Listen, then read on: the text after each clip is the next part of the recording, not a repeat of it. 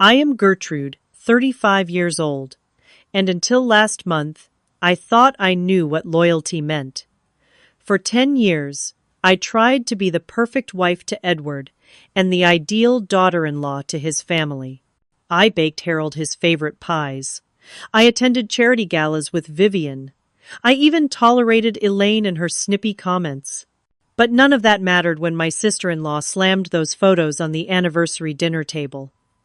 My blood ran cold as Edward refused to meet my eyes. 10 years of family devotion shattered in seconds. As my fingers trembled reaching for my purse, they had no idea what I was about to reveal.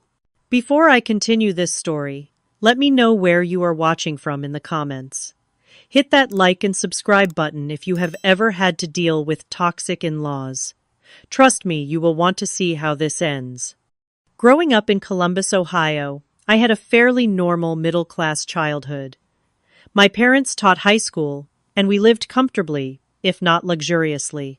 I excelled in school, especially in writing and design, which eventually led me to pursue marketing in college. Northwestern University gave me the education, but my internships at several Chicago agencies gave me the real-world experience that shaped my career. I met Edward at an industry conference in Dallas 12 years ago. He was there representing his family business, Harcourt Manufacturing, and I was attending with the boutique agency I worked for at the time. We quite literally bumped into each other at the coffee station between sessions, and he helped me clean up my spilled latte with such earnest apologies that I couldn't help but find him charming. "Please, let me replace it," he insisted, his blue eyes genuinely concerned about my caffeine deprivation. "Only if you sit with me while I drink it," I countered, surprising myself with my boldness. That coffee turned into dinner, which turned into breakfast the next morning. By the end of the 3-day conference, we had exchanged numbers and made plans for him to visit me in Chicago the following weekend. There was an ease between us that I had never experienced before. Edward was thoughtful, funny, in an understated way, and genuinely interested in my work and opinions.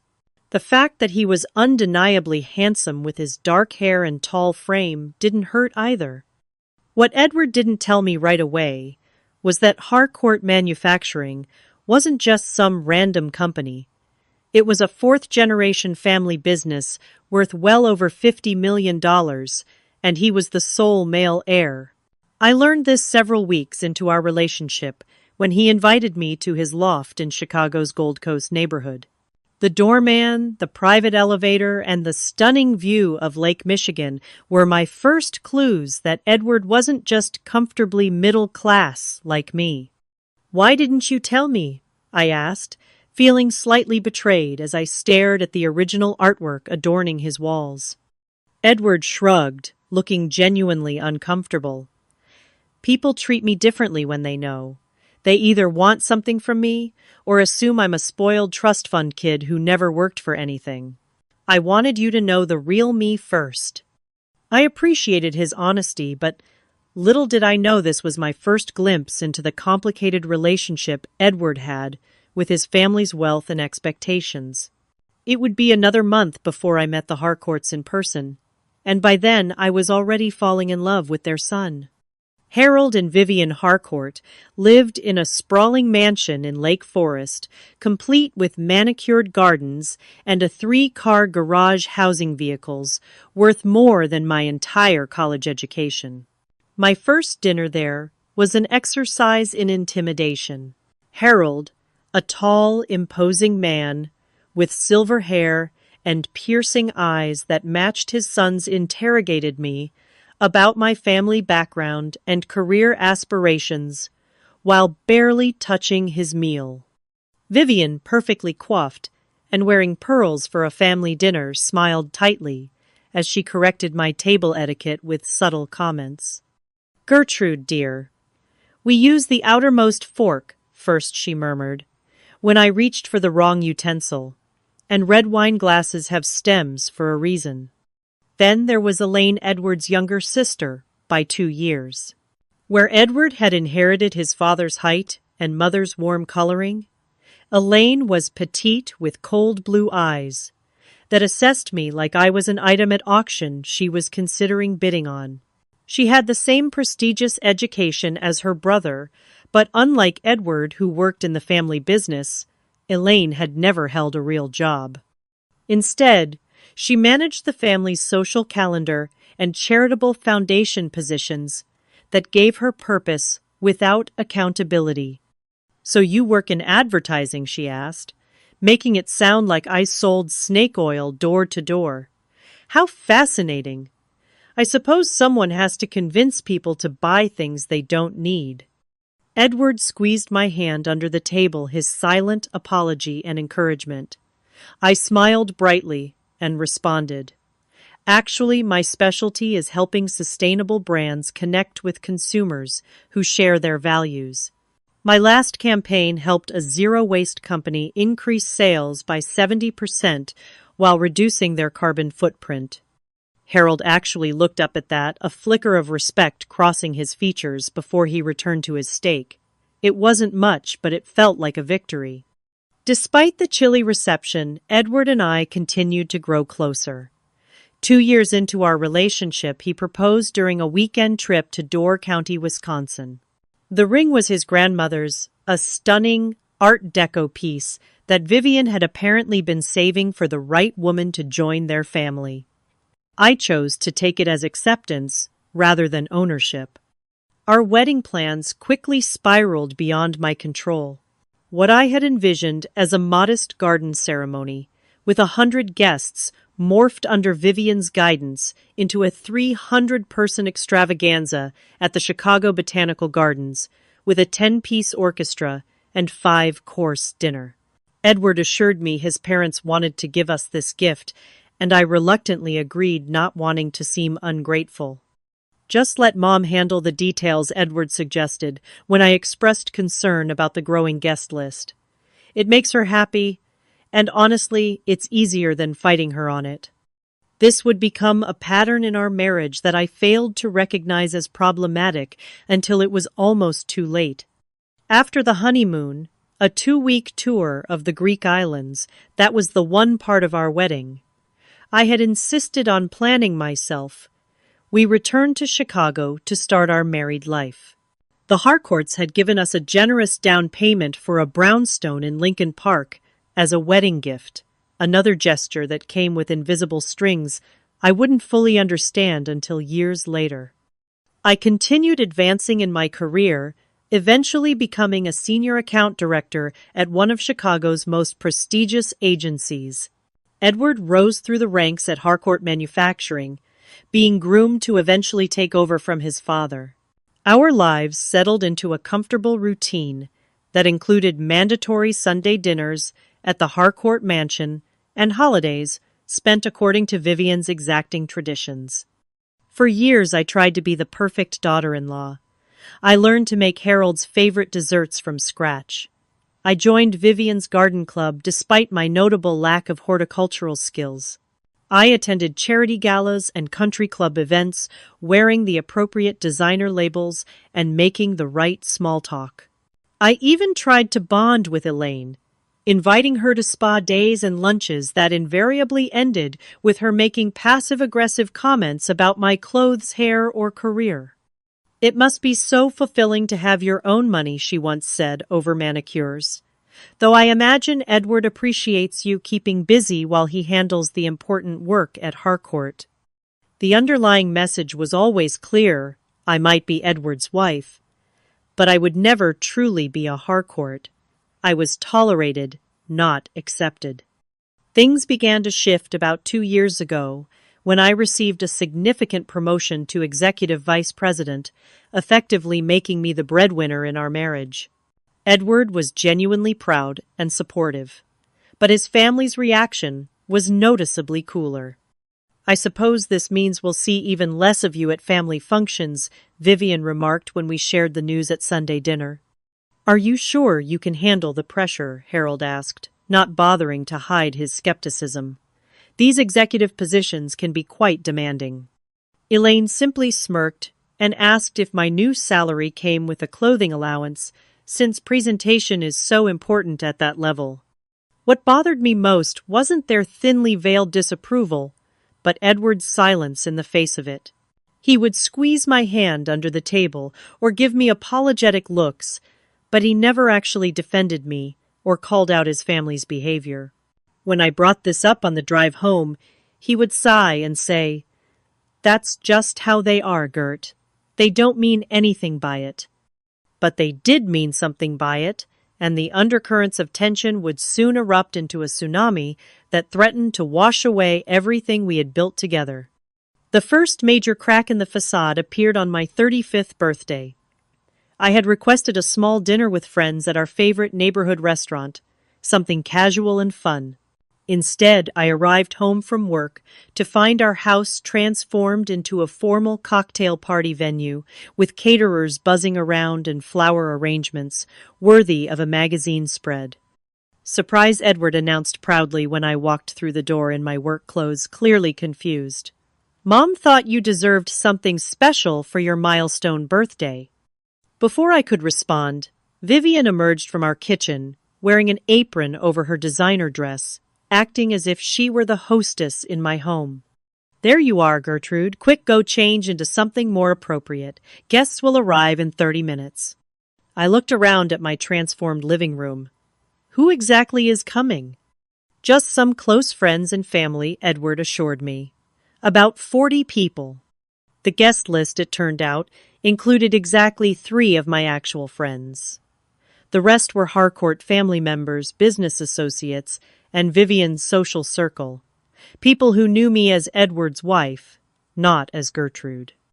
I plastered on a smile and played along, but something shifted inside me that night. As I watched Vivian holding court in my living room, accepting compliments for the beautiful party she had arranged for her dear daughter-in-law, I realized how much of my identity had been subsumed by the Harcourt family. The following weeks brought new challenges at work. Our agency had landed a major international client, and I was put in charge of coordinating our global strategy. This meant longer hours, more meetings with predominantly male colleagues, and occasional travel. Edward was supportive in theory, but in practice, he began questioning my schedule and whereabouts with increasing frequency. "Tim, again," he would ask when I mentioned a meeting with our creative director.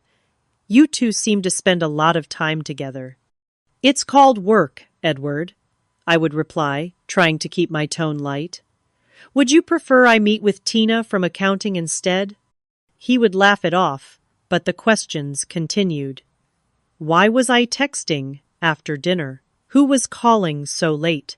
Did this business trip really require an overnight stay? Then came the strange coincidences. During a quick business trip to New York, I literally bumped into Elaine coming out of my hotel as I was going in. "What a surprise!" she exclaimed with exaggerated shock. "I'm here for a charity board meeting. What are you doing here?"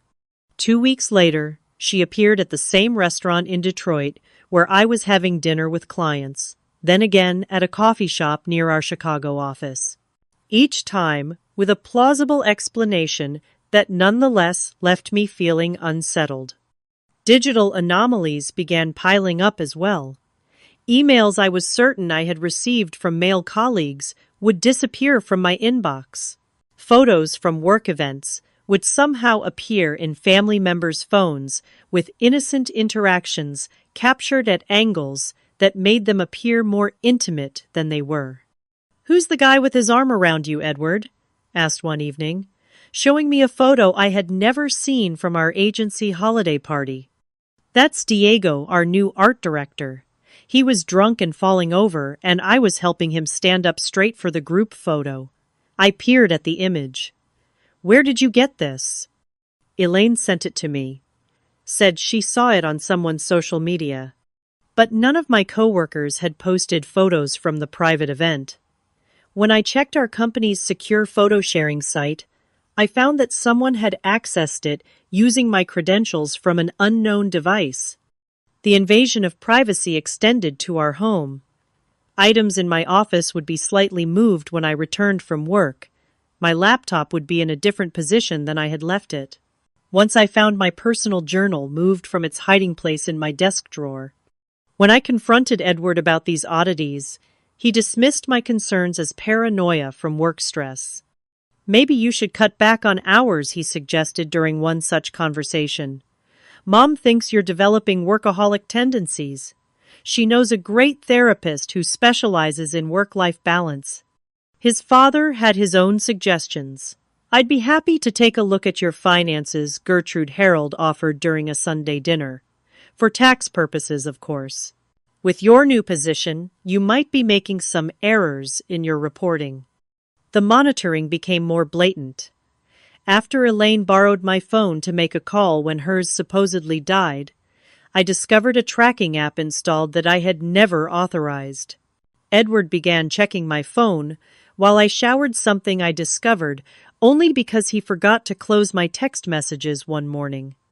My friendship with Thomas, a college friend who had recently moved to Chicago after his divorce, became a particular point of contention.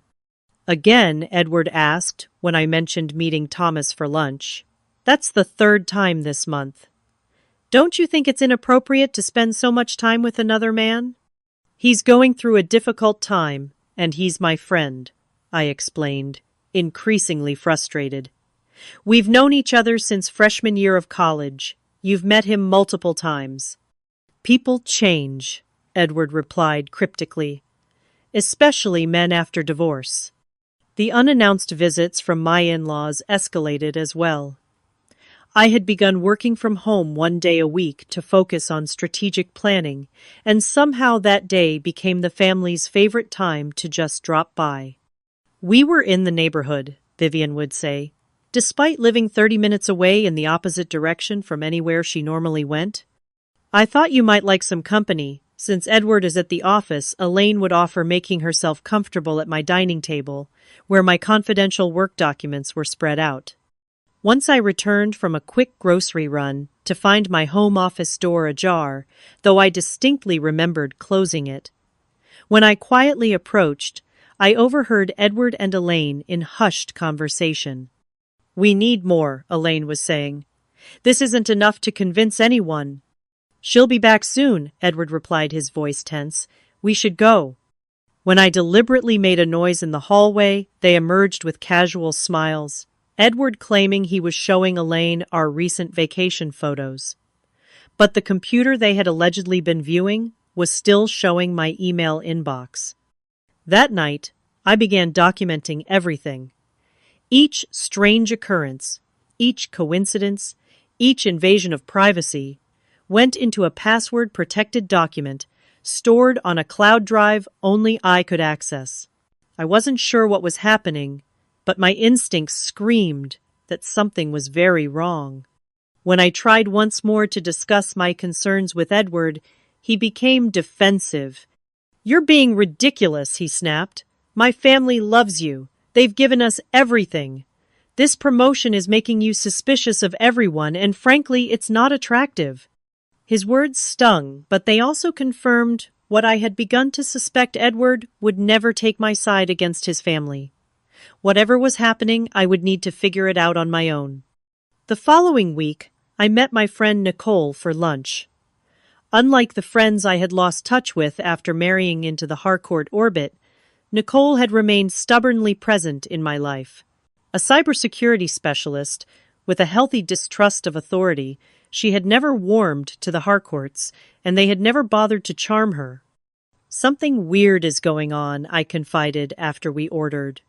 My devices are acting strange, and I think someone's monitoring my communications. Nicole didn't laugh or dismiss me. Instead, she reached for my phone. Let me see. 20 minutes later, her expression had turned from curious to furious. Gert, your phone has 3 different monitoring applications installed. 2 are commercial spyware that parents use to track teenagers, but this third one is more sophisticated. It captures keystrokes, accesses your camera remotely, and sends all your data to an external server. My stomach dropped. Could it be some kind of work security thing? Not unless your company routinely violates federal privacy laws. She looked up at me deadly serious. Someone is surveilling you professionally and thoroughly. That afternoon, Nicole set me up with clean devices. I've installed counter-monitoring software, she explained, showing me how to access the logs. It will record anyone who tries to access your information. But you should act normal. Keep using your compromised devices too. Let's see who we catch. It didn't take long. Within 3 days, the logs showed multiple access attempts from IP addresses associated with the Harcourt family home, Elaine's apartment, and most devastatingly, devices registered to Edward. But why? What possible reason could my husband and his family have for spying on me so extensively? The answer came the following week. Using a shopping trip as cover, I followed Elaine from her favorite boutique to a nondescript office building in the West Loop. Through the street-level window, I watched her greet a middle-aged man in a cheap suit, his receding hairline and bulky frame giving him the look of a former athlete gone to seed. I snapped photos with my clean phone, then ran the man's face through a social media search. James Porter, private investigator, former Chicago PD. His client list wasn't public, but his business address matched several payments I found when I carefully searched through our joint account records. Edward had been paying Porter $2,000 a month for the past 3 months. That night, I dug deeper. Public records revealed that Harcourt Manufacturing had posted significant losses for the past 2 quarters. Nothing catastrophic, but enough to raise eyebrows among investors. More interesting was what I found buried in old business news archives. Edward's grandfather had established a trust that would transfer controlling interest in the company to Edward on his 40th birthday, now just 6 months away. The final piece clicked into place when I reviewed our prenuptial agreement, a document I had signed with little negotiation 10 years earlier. Clause 23B stated that in the event of infidelity on my part, I would forfeit all claims to marital assets and property. A separate clause noted that, if our marriage ended before Edward's 40th birthday, certain trust disbursements would accelerate. The picture became crystal clear. If I could be proven unfaithful, Edward would gain immediate control of his trust, solving the company's financial issues while completely cutting me out of any claim to the wealth I had spent a decade helping to build. My husband and his family were setting me up. With Nicole's help, I established a comprehensive counter-surveillance operation. Every meeting I took included witnesses and time-stamped evidence of my whereabouts. Hidden cameras installed in my home office caught Elaine searching through my desk drawers when she thought I was out. Voice-activated recording devices captured Vivian and Harold discussing their plan to save Edward from that woman before she ruins everything. Most damning of all were the files I discovered on Elaine's cloud storage when Nicole helped me access it remotely. Dozens of photos of me with male colleagues, all taken without my knowledge, all carefully cropped or edited to appear suspicious. In one, the group of 6 people had been cropped out, leaving just me and Tim standing close together. In another, a friendly hug with my cousin visiting from Ohio had been captured from an angle that made it look intimate. I consulted discreetly with an attorney presenting the evidence I had gathered. They're building a case for infidelity, she confirmed, after reviewing the materials. Not enough for court, but certainly enough to pressure you into a disadvantageous settlement if your husband confronted you with it. What should I do? I asked, still reeling, from the magnitude of the betrayal. Document everything. Continue gathering evidence. And decide how you want this to end.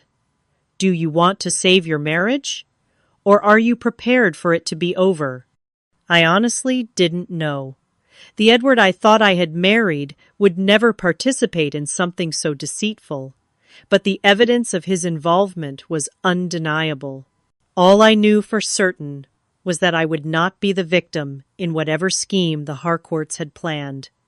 So I waited, watched, and prepared. When the invitation came for Harold and Vivian's 45th anniversary dinner, I knew the trap was about to be sprung. Edward insisted we attend, despite the obvious tension between us in recent weeks. "It's important to the family," he said, his go-to phrase, whenever I tried to establish boundaries. For once I agreed without argument. Of course we'll go. I wouldn't miss it. The night of the dinner I dressed, with particular care, in a conservative blue dress that Vivian had once complimented. I styled my hair, simply applied minimal makeup, and wore the pearl earrings that had been a gift from Harold on our 5th anniversary. The perfect, dutiful daughter-in-law, walking willingly into their trap. But in my purse, carefully organized in a leather portfolio, was every piece of evidence I had gathered over the past month. And clipped to my bra, invisible beneath my dress, was a recording device Nicole had provided just in case things get ugly. As Edward drove us to his parents' home, I felt strangely calm. Whatever happened tonight would determine the course of the rest of my life. I was as prepared as I could possibly be. The Harcourt mansion was illuminated like a Christmas display when we arrived, with valet parking for guests and caterers bustling through the service entrance. Edward handed over the keys to our BMW with practiced ease, then offered me his arm as we ascended the wide stone steps to the front door. "Ready?" he asked, and I wondered if he realized the double meaning in his question. "Absolutely," I replied, squeezing his arm with false affection. The door opened before we could ring the bell, revealing Vivian in a silver evening gown that probably cost more than my monthly salary. Her smile was brittle as she air-kissed my cheeks. "Gertrude, darling, so glad you could make it. We were beginning to wonder if work would keep you away as usual." The barb was delivered with such practiced sweetness that an outsider would never detect the venom. I smiled warmly in return. "I wouldn't miss celebrating your 45 years of marriage for anything in the world, Vivian. It's such an inspiration." She looked momentarily thrown by my enthusiasm, but recovered quickly. "Well, come in. Everyone's in the great room." Everyone turned out to be about 30 people, a mix of family members and the Harcourts' closest friends. I recognized most of them from previous gatherings, though a few faces were new. One in particular caught my attention: James Porter, the private investigator, dressed in an ill-fitting suit and looking distinctly uncomfortable among the wealthy crowd. Edward's son Harold's booming voice carried across the room as he approached us, champagne flute in hand. His smile didn't reach his eyes when they landed on me. And Gertrude, lovely as always. The subtle emphasis on always made my skin crawl, but I maintained my pleasant expression. "Harold, congratulations on 45 remarkable years. The house looks beautiful." "All Vivian's doing," he replied dismissively, before turning back to Edward. "Come say hello to Bill Stevens. He's considering a significant investment in the Eastern Distribution Center." And just like that, I was abandoned in favor of business. Typical. I made my way through the crowd, accepting a glass of champagne from a passing server and exchanging pleasantries with various guests. Most conversations followed the same pattern: polite inquiries about my work, followed by glazed expressions when I actually answered, then quick pivots to gossip about people I barely knew. Elaine materialized at my side as I contemplated a second glass of champagne. Unlike her mother's silver ensemble, she had opted for blood red, her dark hair swept into a severe updo that emphasized the sharpness of her features. "Enjoying yourself?" she asked, her tone suggesting she knew the answer was negative. "Immensely," I lied. "Your parents certainly know how to celebrate." Mother has always believed important occasions deserve proper recognition. Her eyes gleamed with something that made me uneasy. Family milestones especially. Before I could respond, a server announced that dinner was served, and we all migrated to the formal dining room. The massive mahogany table had been extended to accommodate all 30 guests, with Harold and Vivian at opposite ends.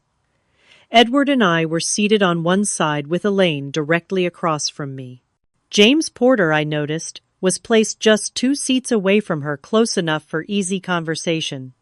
The meal progressed through multiple courses, each more elaborate than the last. Conversation flowed around business successes, vacation properties, and the accomplishments of various children and grandchildren. I contributed when appropriate, but mainly observed the dynamics around me. Edward grew increasingly quiet as dinner progressed, responding to direct questions but otherwise staring at his plate. Elaine, by contrast, became more animated, exchanging significant glances with her mother and occasionally leaning to whisper something to Porter. After the dessert plates were cleared, Harold stood and raised his glass. I want to thank everyone for joining us to celebrate 45 years of marriage to my beautiful wife. Polite applause followed as he continued. Family has always been the foundation of our success. Loyalty to family above all else has guided every decision I've made in business and in life. He looked pointedly at Edward during this last statement. My husband shifted uncomfortably beside me. To family loyalty, Harold concluded, raising his glass higher. To family loyalty, the guests echoed, drinking to the toast. As the servers poured coffee, Vivian stood next. We have a special guest with us tonight. James Porter is a dear family friend who has recently been helping us with some sensitive matters. James, would you mind saying a few words? Porter looked like he would rather be anywhere else but rose obediently. Thank you, Mrs. Harcourt. I'm honored to be included in this celebration. In my line of work, I don't often see marriages that last nearly half a century. It's a testament to your commitment and, as Mr. Harcourt said, loyalty. The word hung in the air like a curse. I felt Edward tense beside me. Speaking of commitment, Elaine interjected smoothly as Porter resumed his seat. I think we need to discuss something important before the evening concludes. The room quieted as she reached beneath her chair and produced a manila folder. My heart began to race, but I kept my expression neutral. Edward, she said, turning to my husband, with manufactured concern as your sister, I cannot in good conscience remain silent any longer. She slammed the folder onto the table with dramatic force, then flipped it open. Inside were dozens of photographs which she began to spread across the table one by one. Your precious wife with other men? She hissed, her eyes gleaming with triumph. Each photo landed with the force of an accusation. Me laughing with Tim over lunch. Me hugging my cousin outside his hotel. Me entering a conference room with male colleagues. All innocent moments, all framed to appear suspicious. We hired Mr. Porter when we became concerned about Gertrude's increasingly suspicious behavior. Elaine continued playing to her audience. The long hours, the business trips, the constant texting with men who aren't her husband. A gasp went through the room. Edward still wouldn't look at me, his face drained of color. How could you do this to our son? Vivian asked, her voice trembling with what I now recognized as rehearsed emotion. After everything we've done for you, welcomed you into our family, provided for you. Harold shook his head gravely. I've always had reservations about your character, Gertrude. A woman so focused on her career rarely has the moral fortitude for true family commitment. The weight of their coordinated condemnation pressed down on me as 30 pairs of eyes stared in judgment. Edward remained silent, his betrayal more painful than all the others combined. I felt my hands trembling as I slowly reached for my purse, but it wasn't fear causing the tremors. It was fury. The dining room had fallen into a hush, all eyes fixed on me, as I reached into my purse and removed the leather portfolio. I placed it carefully on the table, smoothing my hand over its surface, before looking up to meet Elaine's triumphant gaze. Before everyone jumps to conclusions, I said, my voice steady, despite my racing heart, I think we should examine these photos more carefully. I opened the portfolio and removed a stack of documents organized with labeled tabs for easy reference. This first photo of me and Tim at Paulina Grill, I began selecting one of the images Elaine had thrown down. Would you mind telling everyone when it was taken, Elaine? She blinked, caught off guard by my composure. 2 weeks ago, Tuesday. I nodded and extracted a document from my portfolio. Interesting. Here's the receipt from that lunch showing 6 meals and drinks, not 2. I passed it to the person nearest me, a cousin of Edward's, who looked deeply uncomfortable. And here's a group photo taken by the waiter showing me, Tim, and our entire creative team discussing the Johnson campaign. The full image clearly showed 4 other people at the table, cropped out of Elaine's version. This one, I continued, picking up another photo showing me embracing a man outside a hotel, is particularly interesting. Elaine, when your investigator took this, did he bother to take any additional shots? Perhaps one showing this man's wife and 2 children who joined us moments later? I produced several more photos showing the complete scene, me with my cousin David, his wife Laura, and their kids, all wearing matching family reunion t-shirts. This is David, my first cousin from my mother's side. We grew up together in Columbus. He was in Chicago for his company's conference and brought his family to visit. Edward finally looked at me, confusion replacing the hurt in his eyes. And these hotel photos, I said, moving methodically through the evidence taken during the Detroit client meeting. Your investigator did an excellent job capturing me entering the Westin with my male colleague. Did he also document us checking into separate rooms? Or perhaps the client dinner with 15 people in a private dining room recorded on the corporate credit card? I laid out keycard records, receipts, and corroborating emails for each accusation. With each piece of evidence, the atmosphere in the room shifted perceptibly. But let's discuss why these photos exist in the first place, I said, my voice growing stronger. For months I've felt watched, monitored. My privacy invaded in ways that made me question my own sanity. I turned to Edward. When I tried to tell you something was wrong, you dismissed me as paranoid, called me ridiculous, said your family would never do anything to hurt me. His face had grown increasingly pale as I spoke. So I started investigating on my own. I removed more documents from my portfolio. With help from my friend Nicole in cybersecurity, I discovered spyware installed on all my devices. Spyware traced back to IP addresses registered to this house, Elaine's apartment. And most surprisingly, devices registered to you, Edward. Murmurs rippled through the dinner guests as I laid out printed logs showing access dates and locations. I became curious about Mr. Porter here. I continued nodding toward the investigator, who was now staring fixedly at his water glass. So I did some investigating of my own. I produced photographs of Elaine meeting with Porter, time and date stamped. I found it odd that our joint account showed payments of $2,000 monthly to Porter Investigations, especially since you never mentioned hiring a private investigator, Edward. My husband's face had progressed from pale to ashen. Most interesting of all was when I accessed Harcourt Manufacturing's recent financial filings. I withdrew several pages of financial statements. 2 consecutive quarters of significant losses, coinciding with Edward's 40th birthday approaching in 6 months. Harold stood abruptly. That's confidential company information. Public records for a publicly traded company, I corrected calmly.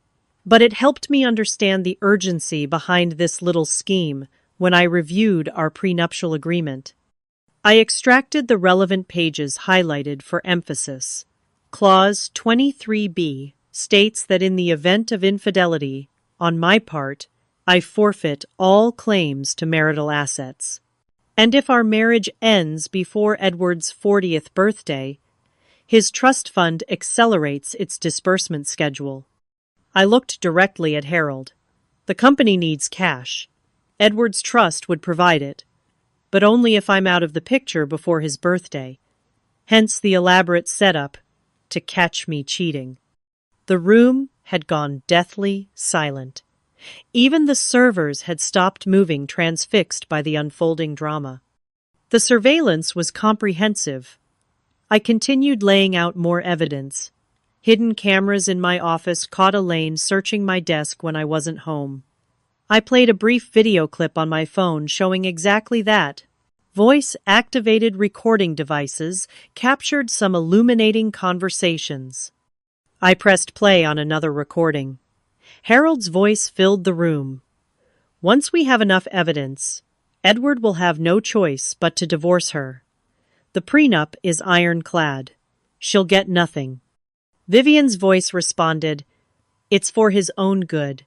She was never right for this family." Edward stood suddenly, his chair screeching against the hardwood floor.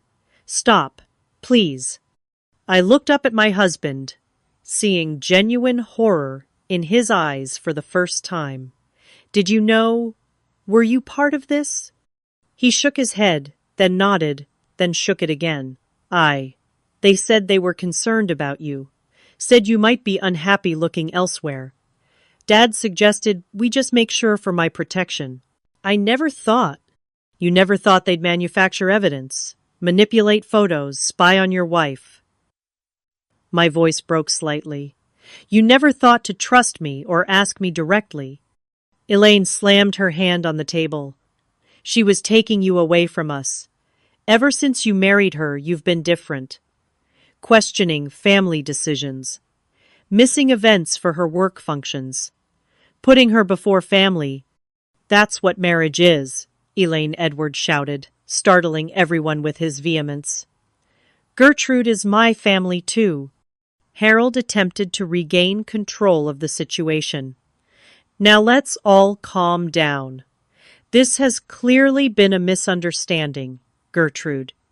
These precautions may seem extreme, but we were only protecting family interests. Surely you can understand our concern when your behavior became erratic. My behavior was never erratic, I replied coldly. I was succeeding in my career while trying to be part of a family that never truly accepted me. And instead of celebrating my success, you saw it as a threat and constructed an elaborate plot to discredit me. I turned to Porter, who looked like he wanted to disappear into his chair. I wonder what the Illinois Department of Professional Regulation would think about your methods, Mr. Porter. Illegal surveillance, doctoring evidence, conspiracy to commit fraud. Seems like grounds to revoke your investigator's license at minimum. Porter's eyes widened in alarm. And Harold I, continued the board of directors, might have questions about using company resources for a personal vendetta. The payments to Porter from the corporate expense account could be particularly problematic from a governance perspective. Harold's face flushed dark red. Are you threatening me, young lady? I'm stating facts, I replied evenly. Just as I've been doing all evening. Vivian had collapsed into genuine tears, her perfectly applied makeup creating dark streaks down her cheeks. We were only trying to protect our son, she whispered. No, I said firmly.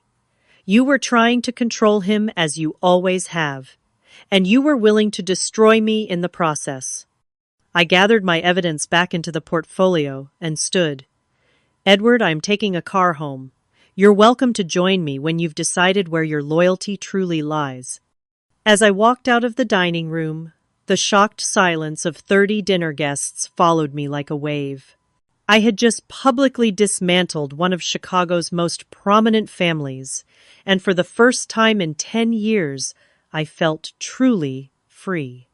The car ride home would have been silent if not for the occasional ping of incoming text messages on Edward's phone. He had followed me out of his parents' house, without a word, ignoring his mother's tearful pleas and his father's stern commands to handle your wife. Neither of us spoke until we were inside our brownstone, with the door firmly locked behind us. Edward collapsed onto the sofa, his head in his hands. "I don't even know where to begin," he said finally, his voice hollow. I stood by the window, arms crossed protectively over my chest. "Did you know about all of it? The surveillance, the private investigator, the doctored photos?" He looked up, his eyes red-rimmed. "Not all of it. Not at first." He took a shuddering breath. "Dad came to me about 3 months ago, said he was concerned about changes in your behavior. Said sometimes when a woman gets a big promotion, she starts looking for excitement elsewhere too. He suggested we just make sure everything was okay." And you believed him, rather than talking to me. The hurt in my voice was palpable. "I didn't know what to believe," Edward admitted. "You were working late, traveling more. There were texts at odd hours. When Dad showed me the first photos, they looked suspicious. I should have questioned them more, but you trusted your family over your wife," I finished for him. He nodded miserably. "I'm so sorry, Gert. I never thought they would go this far." When Elaine started talking about the prenup and my trust fund last week, I realized this wasn't just about protecting me. But by then I felt trapped. If I backed out, I'd be admitting I'd betrayed you. If I went forward, I'd be complicit in their plan. "So you chose complicity," I said flatly. "I chose wrong," he whispered. "I've never been so ashamed in my life." We talked until dawn, painful truths spilling out between us. How Edward had never truly separated from his family emotionally. How I had suppressed my resentment of their treatment to keep the peace. How we had both failed to build a marriage strong enough to withstand external pressures. Around 5 in the morning, Edward's phone rang. It was Elaine calling for the 4th time. He finally answered, putting it on speaker. "You need to control your wife," she hissed without preamble. "Do you have any idea of the damage she's done?" The Andersons left in the middle of dessert. The Bradleys were still there when I went upstairs. "Everyone is talking." "Good," Edward replied, his voice stronger than it had been all night. "Let them talk. Maybe they'll all think twice before trying to destroy someone's reputation." "She's turned you against your own family," Elaine said, her voice cracking. "Can't you see that's what she's wanted all along?" "No, Elaine. You and Mom and Dad turned me against Gertrude. You made me doubt the one person who has consistently supported me, even when I didn't deserve it. We were trying to protect you." "You were trying to control me," Edward countered, echoing my earlier words. "And I let you because it was easier than standing up for myself and my wife. That ends tonight." He hung up without waiting for her response. The next morning, a call came from Harold's attorney offering a settlement if I would sign confidentiality agreements regarding the events at the anniversary dinner. Edward refused on both our behalves without consulting me, his first real act of independence from his family. "I'm taking a leave of absence from the company," he announced after ending the call. "I need time to figure out what I want, separate from what they've always expected." We met with our own attorney that afternoon, discussing potential legal actions against Porter and the Harcourts. While we had grounds for lawsuits on multiple fronts, the public exposure would prolong the pain for everyone involved. "Let's start with a formal cease and desist regarding all surveillance and investigation activities," our lawyer suggested. "We can always escalate if they don't comply." Word of the anniversary dinner confrontation spread quickly through the Harcourt extended family. Edward's cousin Stephanie called to express her support, admitting she'd always found Vivian and Harold's treatment of me disturbing. His aunt, Barbara Harold's sister, reached out next. I've been waiting 20 years for someone to stand up to my brother, she told me over coffee at a neutral cafe. He's always used money and family loyalty to control everyone around him. What you did was long overdue. Other relatives chose sides, creating factions within the previously unified Harcourt clan. Some believed I had humiliated the family patriarchs and deserved condemnation. Others saw the event as the inevitable result of years of manipulation and control. A week after the dinner, Vivian appeared unannounced at our front door. I was home alone, Edward, having gone for a long run to clear his head. "May I come in?" she asked, looking smaller and older than I had ever seen her. Gone were the designer clothes and perfect makeup, replaced by a simple sweater and minimal cosmetics. I hesitated, then stepped aside to let her enter. "I owe you an apology," she said, once we were seated in the living room, though I doubt any apology could be sufficient. "Why?" I asked simply. "Why go to such lengths to destroy me?" Vivian stared at her clasped hands. I told myself it was to protect Edward, to protect the family legacy. But the truth is far less noble. She looked up, her eyes wet with unshed tears. "I was jealous of your youth, your success, your independence. All things I sacrificed to be the perfect Harcourt wife. That was your choice," I pointed out. "No one forced you to give those things up." "Didn't they?" She gave a bitter laugh. "You have no idea the pressure Harold put on me when we were first married. To quit my teaching job, to focus solely on being his wife Elaine, and Edward's mother, the Harcourt hostess. By the time I realized what I had given up, it was too late to get it back. So you wanted me to make the same sacrifices." "I wanted to believe they were worth making," she admitted quietly. "If you could have the career and the marriage, then what did that say about all my choices?" We talked for nearly an hour, not resolving anything, but at least beginning to understand each other. As she was leaving, Vivian turned back. "Harold will never apologize," she warned me. "He doesn't believe he's done anything wrong. In his mind, everything he does is justified if it benefits the family business." "And Elaine." Vivian sighed. "Elaine has always defined herself solely as a Harcourt. She has no identity separate from the family. Your independence threatens her entire sense of self." When Edward returned and I told him about his mother's visit, he seemed cautiously optimistic. "It's a start," he said. "More than I expected, honestly." The following day, Edward met with Elaine at her request. He returned, looking emotionally drained but somewhat relieved. "She cried," he reported, sounding surprised. "Said she never meant for things to go so far. Admitted she was jealous of our relationship and my relationship with you. Dad apparently had her convinced that if she helped save me from your influence, she'd finally earn his full approval." "Do you believe her?" Edward considered the question carefully. "I believe she believes it. Elaine has always been desperate for Dad's approval in a way I never was. It made her vulnerable to his manipulation." Over the following weeks, we established firm boundaries with the Harcourt family. Edward began therapy to address the enmeshment patterns that had shaped his relationship with his parents and sister. I supported his journey while working through my own feelings of betrayal and hurt. We decided to sell the brownstone, wanting a fresh start in a home, without Harold and Vivian's financial fingerprints. Edward took a consulting position with a manufacturing firm outside the Harcourt orbit, earning less but experiencing a freedom he had never known. My workplace became an unexpected source of support through the crisis. When I shared a sanitized version of events with my boss, explaining my recent distraction, she was unexpectedly understanding. "Family business drama is its own special hell," she said, with the wisdom of experience. "Take the time you need to sort things out. Your position will be waiting."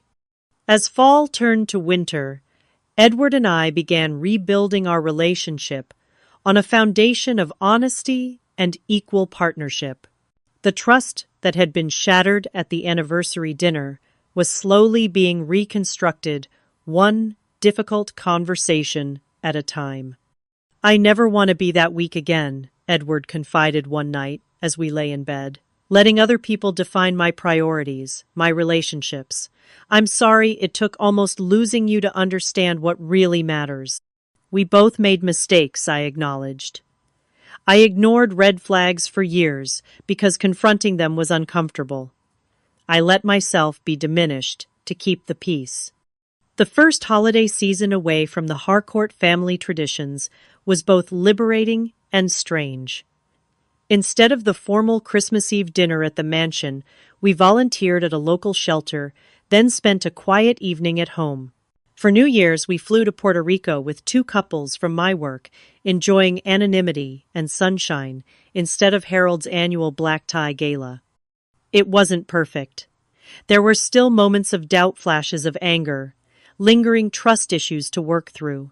But for the first time since our wedding day, I felt like Edward and I were truly partners facing the world together instead of navigating around his family's expectations. 1 year after the anniversary dinner that changed everything, Edward and I stood in the kitchen of our new home, a renovated farmhouse in Michigan's harbor country. Just 90 minutes from Chicago, but worlds away from our former life. Large windows overlooked Lake Michigan, the January snow, creating a peaceful landscape outside while we remained warm inside. "Happy anniversary," Edward said, handing me a mug of coffee and kissing my temple. Not our wedding anniversary, but the anniversary of the night we had finally seen the truth about the Harcourt family dynamics and begun our journey toward authentic partnership. "Hard to believe it's been a year," I replied, leaning against the counter. "Sometimes it feels like a lifetime ago, other times like yesterday." Edward nodded, understanding exactly what I meant. "I talked to Mom yesterday," he said after a moment. "She asked if they could visit in the spring. I told her we'd think about it." This was progress. For the first 6 months after the confrontation, all communication with the Harcourts had gone through attorneys. Gradually, Edward had established limited contact with his mother, who seemed genuinely interested in repairing their relationship on healthier terms. "How did she take it?" I asked. "Better than she would have a year ago," he said with a small smile. "She actually said she understood our need for boundaries. I think her therapy is helping." Vivian's journey towards self-awareness had been one of the more surprising developments of the past year. After decades as Harold's perfectly coiffed appendage, she had begun the difficult work of reclaiming her own identity. She had returned to watercolor painting, a passion abandoned in her 20s, and was taking classes at the Art Institute. Harold remained largely unchanged, though the events of the past year had diminished his power over the family. When Edward resigned from Harcourt Manufacturing, several key clients had followed him to his new consulting firm, creating a significant financial impact. The board of directors had launched an investigation into Harold's use of company resources for personal matters, resulting in a formal censure and restrictions on his authority. Most significantly, Edward had legally restructured his inheritance trust, with the help of his grandfather's original attorney, removing Harold as trustee and eliminating any possibility of acceleration based on his marital status. The company would need to solve its financial issues without using Edward's inheritance as a quick fix. Elaine's transformation had been the most dramatic and unexpected. The exposure of her role in the plot against me had created a minor scandal in their social circle, leaving her temporarily ostracized from the world that had defined her. In the aftermath, she had experienced what she later described as an identity crisis that was probably 30 years overdue. After months of therapy and self-reflection, she had enrolled in graduate school for art history, pursuing a long-abandoned interest from her undergraduate days. Her relationship with Edward had slowly begun to heal. Though she and I maintained a careful distance, our interactions polite but limited. "Do you ever regret it?" Edward asked as we moved to the living room with our coffee. "Standing up to them that night? It changed everything." I considered the question seriously. "I regret that it was necessary," I said finally. "I regret that things had to get so bad before they could start getting better. But no, I don't regret standing up for myself." For us, Edward had undergone his own transformation. After leaving the family business, he had discovered a talent for helping struggling manufacturing companies modernize their operations. His consulting work allowed him flexible hours and the satisfaction of solving real problems rather than navigating family politics. The reduction in income had been significant, but the increase in his happiness and our relationship quality was immeasurable. "I was thinking about what Dr. Phillips said in our session last week," Edward said, referring to our couple's therapist, "about how sometimes the most painful betrayals can lead to the greatest growth if we're willing to learn from them." I nodded, remembering the conversation. It's true. As awful as that night was, I'm not sure we would have ever broken free from the dysfunctional patterns without something that dramatic. Our marriage had emerged stronger through the crisis and subsequent healing work. We communicated more openly, respected each other's boundaries, and made decisions as true partners. The pretense and peacekeeping that had characterized our first 10 years together had been replaced by genuine intimacy and trust. I talked to that real estate agent in Saugatuck. Edward mentioned changing the subject. The storefront on Butler Street is still available if you want to look at it next weekend. Another unexpected development of the past year had been my decision to step back from corporate marketing and open a small design studio, focusing on helping local businesses. The idea had been percolating for years, but I had never had the courage to pursue it until facing down the Harcourts gave me a new perspective on what I was capable of. I'd like that I agreed. Nicole said she'd be interested in handling the digital security side if we decide to move forward. Nicole had remained a steadfast friend through everything, her early skepticism of the Harcourts vindicated in the most dramatic way possible. She had recently left her corporate position to start her own cybersecurity consultancy, inspired partly by my decision to pursue independence. As the morning sunlight streamed through our windows, I reflected on the lessons of the past year. I had learned to trust my instincts when something felt wrong, rather than dismissing my concerns to keep the peace. Edward had learned that true family loyalty meant holding loved ones accountable rather than enabling harmful behavior.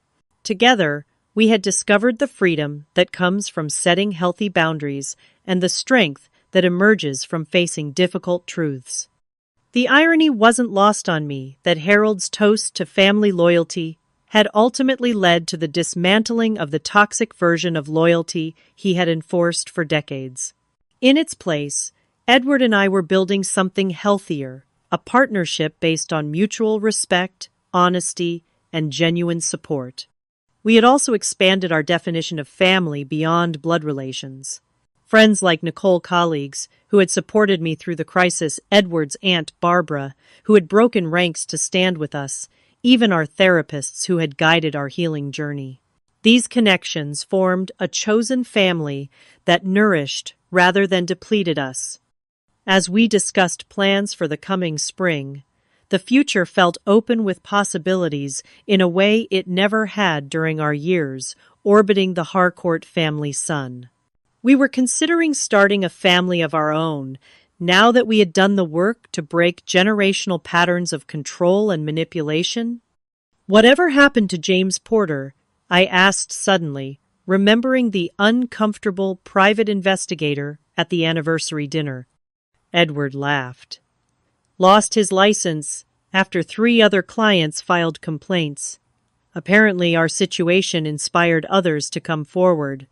Last I heard, he was working security at a mall in the suburbs." There was a certain poetic justice in that, though I took no pleasure in anyone's downfall. The past year had taught me that holding on to resentment only extended the damage others had tried to inflict. Looking back, the most valuable lesson from the entire ordeal was learning to stand firmly in my own truth, even when powerful people were invested in undermining it. The moment I had reached for my purse at that dinner table, trembling not with fear but with righteous anger, had marked a turning point not just in our marriage, but in my understanding of my own strength. Betrayal had indeed taught me brilliance, not by making me harder or more suspicious, but by revealing the clarity and power that comes from absolute authenticity. By trying to destroy me, the Harcourts had inadvertently forced me to become unshakable in my sense of self, a gift I would never have sought, but now wouldn't trade for anything. "I'm proud of us," Edward said, taking my hand as if he could read my thoughts. "A year ago I couldn't have imagined being this happy, this free." I squeezed his hand in return. Sometimes the things we think will break us actually remake us into something stronger. Have you ever had to stand up to people who tried to tear you down? How did you find the strength to speak your truth when it felt like everyone was against you? Share your story in the comments below. And if this tale of betrayal and redemption resonated with you, please hit that like button and subscribe to hear more stories of finding strength through adversity. Remember, sometimes the people who try to dim your light are just afraid of how brightly you shine. Thank you for listening, and until next time, trust yourself first.